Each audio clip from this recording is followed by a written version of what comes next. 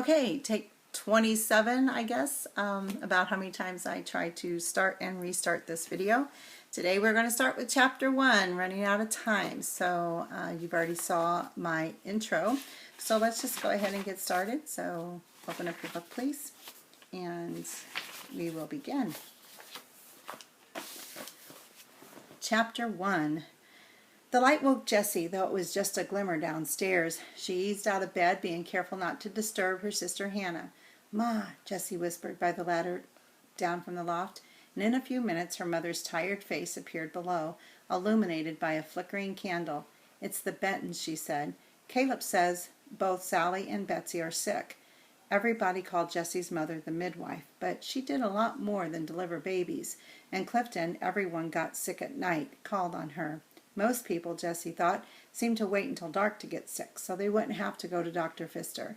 Dr. Pfister always gave prescriptions like, "Make a poultice of chokeberries and rub it on your neck 3 times a day." He made a real show of it. He used to slip a packet of pills under the table, too. Pills that really worked. Any more, though, he just gave the folk remedy. Jessie hadn't seen any of the pills in a long time. "Can I come and help?" Jessie asked Ma. I don't want you catching anything." Jessie gave her Ma what Pa called that pitiful please look, and she relented. "All right, you can carry my bag, but I don't want you coming inside until I find out what Sally and Betsy have." Jessie pulled her dress off the nail by the bed, and she yanked it over her head. Then she scrambled down the ladder and took her boots from beside the door. She was ready by the time Ma finished dressing. Grown women had to worry about clothing more than 13-year-old girls did. That was one reason Jessie was glad she wasn't entirely grown up yet. Ma unlatched the door, and they slipped out into the warm April night. "Hannah and the boys never even moved," Jessie said. Ma smiled. "They could sleep through a blizzard. You're my light sleeper. You're always afraid you might miss something." Jessie grinned. It did seem like an adventure being out in the middle of the night. The village looked spooky with only moonlight and the faint glow of Ma's lantern. Shadows flickered on the path and in the surrounding woods. The main building of Clifton loomed like hulking animals. Jessie shivered past the 3 trees in the square that everyone said were haunted. "Did Caleb go home?" Jessie asked. Caleb Benton was 10, but he was the biggest chicken in Clifton school. "I bet he was scared. His Ma didn't want him to wait," Ma said. Jessie waited for Ma to say more, but she didn't. Usually when Jessie convinced Ma to let her go along on these night trips, Ma and Jessie talked all the way about the symptoms Ma knew and how she planned to treat them, or about Jessie's schoolwork, or about just anything. But tonight, Ma seemed barely aware that Jessie was there. Ma stepped silently, her face shadowed. Jessie thought Ma might just be tired. This was the 4th night in a row that she had been called out. Ma hadn't let Jessie go on the other times. They passed the school, the general store, and Dr. Pfister's clapboard house. Jessie couldn't understand how the doctor could afford a clapboard house when no one went to him. Jessie's pa was the blacksmith, and he was always busy, yet Jessie's family still lived in the log cabin that they'd built in 1828 when they first moved to Clifton. Jessie had hinted more than once that they needed a new house, now that there were 6 children. After all, she said, little Katie was soon going to outgrow the trundle bed that slipped under Ma and Pa's bed downstairs. Where was Katie going to sleep then? Pa always answered that a new house was too expensive with the whole country in a depression. He didn't seem to mind. Hannah whispered that Pa liked the log cabin too much to build a house. Hannah was just a year older than Jessie, but she said she could remember when they built the cabin. All the men in the village helped lay the maple logs, one on top of the other, and then the women filled the cracks with mud. Jessie had seen other cabins built, had helped even, and thought Hannah might just be confused. Even Hannah couldn't remember before when they lived in Pennsylvania. Jessie wished she could remember the trip out to Indiana when she and Hannah and Ma and Pa had traveled down the Ohio River in a flatboat. Sometimes she could get Pa to tell her about it. Ma never would. "Be careful," Ma said, as Jessie tripped over a root in the path. "It's hard to see," Jessie said. The moon was behind a cloud now. Ma nodded and moved the lantern closer to Jessie. They were almost to the Bentons' cabin. "Do you think Sally and Betsy will be all right?" Jessie asked. Sally was prissy, kind of like Hannah, but Betsy was always fun to play with. I hope so, Ma said in a way that made Jessie worry. A lot of children were sick. Jefferson Webster, Susan Seward, Abby and James Harlow. Jessie knew it wasn't just the usual spring chills and fevers. There were too many empty seats at school. Wait here, Ma said, pointing to a stump in front of the Bentons' cabin. She gave Jessie the lantern and knocked lightly at the door. It opened immediately, and Jessie caught a glimpse of Mrs. Benton crying. Mrs. Benton was a tall woman with rough hands. Jessie had never seen her cry. Jessie went to the Bentons' oil paper window, but she could see only shapes moving. The Ma shape seemed to be bent over the bed downstairs. They must have put Sally and Betsy in Mr. and Mrs. Benton's bed. That was serious.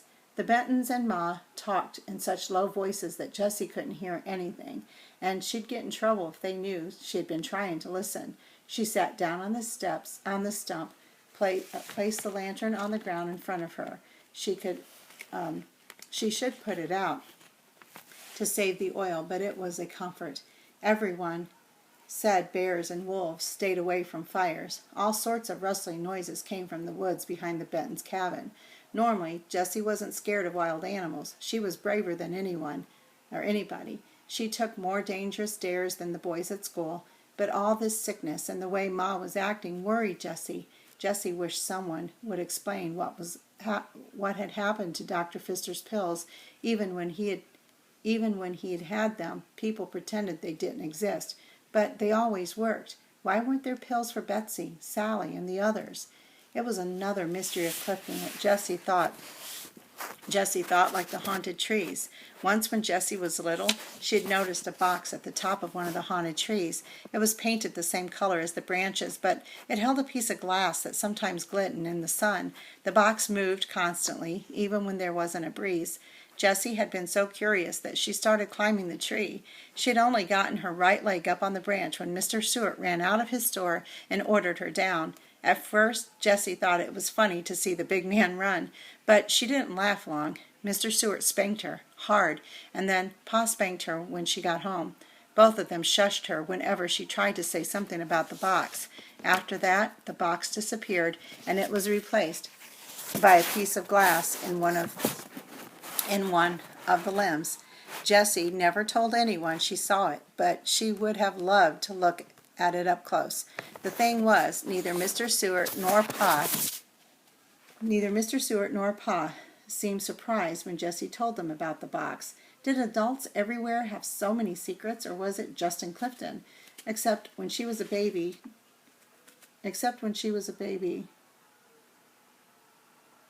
I'm sorry, I lost my place. Except when she was a baby, Jessie had never been any further away from Clifton than a few miles up the hill to pick blackberries, so she had no way of knowing. Only the adults in Clifton seemed to be acting more and more strangely lately. They'd confer in whispers and pretend nothing was going on. Pa had told Jessie that everyone was worried about the Depression, which started back in 1837 and didn't seem to have an end in sight. Jessie could understand people being worried about that. Pa said even the state had gone bankrupt, but she still suspected the adults were whispering about something else. What could it be? Sometimes Jessie wanted to be an adult right away so she could learn all the secrets, and sometimes she never wanted to grow up. Jessie giggled thinking of the fight that she had had just that day with Hannah. Hannah said the only reason to grow up was to get married and have children. Who wants to cook and clean all day? I'm going to be a doctor, Jessie had said. There's no such thing as a woman doctor, Hannah said. I'll be the first then. Hannah laughed at her, so Jessie teased her about being in love with Chester Seward. Was she ever mad about that? It was true, though, and Chester never even looked at Hannah. Jessie had overheard Hannah ask Ma if she would be an old maid if she wasn't married by 16, like Mr. Seward said. Hannah could be so stupid. Jessie wouldn't care if she never got married. Jessie... Ma was out at the Bentons' door now. Jessie stood and picked up the lantern. Can I help, Ma? We need to go out into the woods to pick some, herbs. It made no sense. They had every herb imaginable drying and hanging from the rafters at home, but Ma had a strange look on her face that told Jessie not to ask questions. Behind her, Mr. Benton came out, and he nailed a paper sign to the door. It had one word that Jessie could barely make out in the light. Quarantine. What's a quarantine? Jessie asked. It looked like the kind of word Mr. Smythe, the schoolmaster, would put on the 8th grade spelling list, but Jessie had never seen it. It's a word to let people know there's a dangerous disease inside, so they should stay away, Ma said. Mr. Benton's going to tell the Websters and the Harlows to put out signs too. Not the Sewards? Makes me question. Ma shook her head and put her finger to her lips. Another secret. Ma and Jessie walked into the woods in silence. They passed plenty of herbs, but Jessie decided not to ask what they were looking for. Ma was acting too strangely, and finally they stopped beside a huge rock that Jessie and her friends had played King of the Mountain Rock on before it was forbidden. Ma bent down at the base of the rock. There was nothing but dirt there, but she motioned for Jessie to crouch too. Then, when Jessie had doubled over, her cheek pressed against the cold rock, Ma began to whisper. I may have to ask you to do something very dangerous, Ma said. Jessie felt a chill.